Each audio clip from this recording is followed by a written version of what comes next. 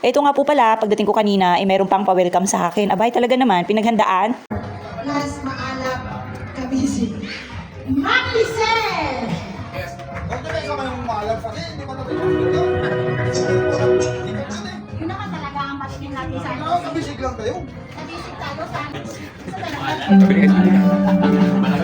Taglima, taglima. Alam ko kasi kayo naging tayo. Kaya lang mami. Ayan mo kumita. Wala yung kumita. Kayo naman. Wala ka problema pala. Wala. Aray! Nakita ko na naman si Tata. Sabi niya tapos mami ko lang na naman ako. Sabi ko, hindi, wala ko dalang cellphone. At dahil busy na sila doon guys, kararating nga lang po natin, samahan niyo po muna ako magpadingas dahil nga po, marami pala silang dalang sura na pang-ihaw.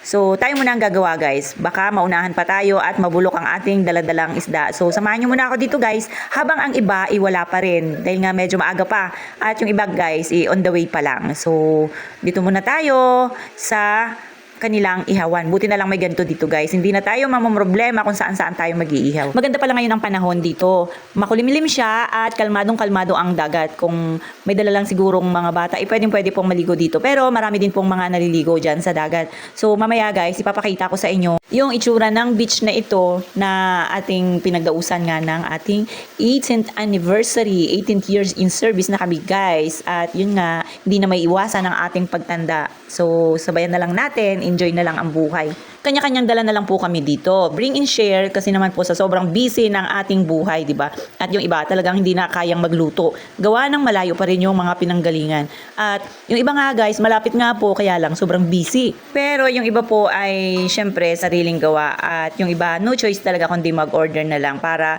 sa mga dadalhin and bring and share namin.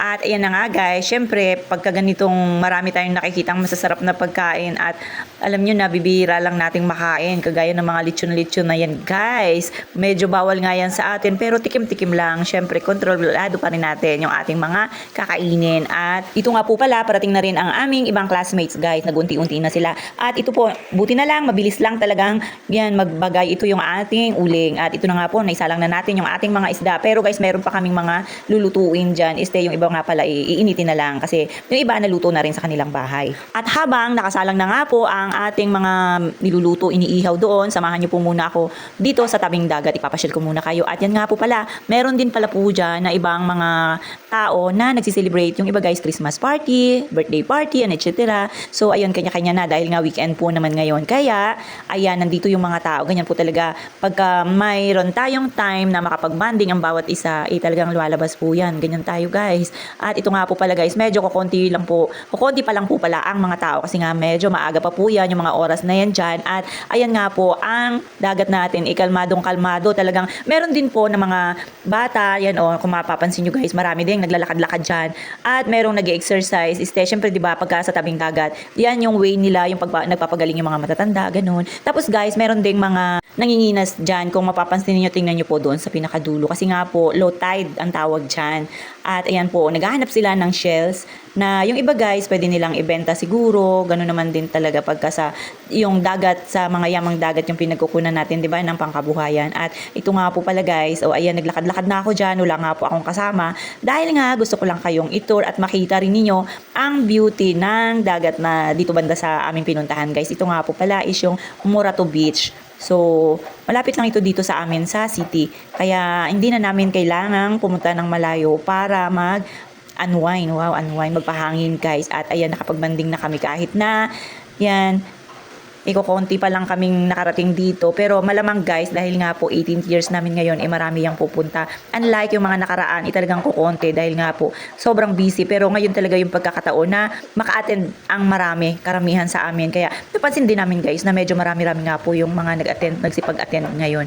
So ayan nga po, malamang masaya ito guys, di ba? Kasi yearly po talaga nagsiselebrate kami ng aming anniversary bilang pasasalamat na rin po dahil narating namin yung ganitong taon na safe kami, ligtas at yan may maayos na kalusugan. Syempre guys, laking pasasalamat natin, di ba? At ayan nga po, tingnan nyo nga po, unti-unti nang sisipagkainan dahil gutom na rin guys, di ba? At saka, syempre, may kasama na yung kwento-kwentuhan, yung ating mga classmates dahil nga po iba-iba rin kami ng mga na-assignan.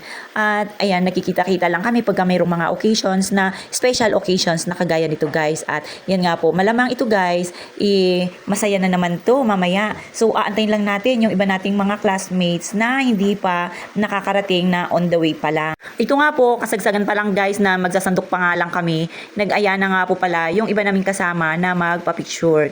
Habang guys, matino pa habang guys, may araw pa kasi nga papahapon na po ito, padapit hapon na. So, kailangan naming mag-picture taking guys para naman makita pa yung aming mga itsura dyan.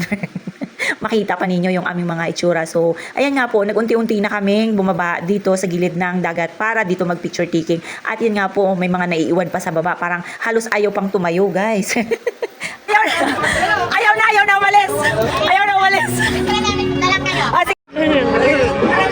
At ito nga po pala, nakarating po pala dito si Lolo, yung nagtitinda ng ice drop guys. Ayan oh, tabing dagat siya pero mabuti may mga bumibili rin. Abay talagang dito talaga yung rota ni Lolo kasi minsan siguro guys, maraming tao dito sa dagat, dito sa beach na ito. Kaya siguro minsan maraming bumibili. At ito nga po pala guys, ito po yung aming inihaw kanina na isda at luto na nga po siya. O, suran yan siya guys.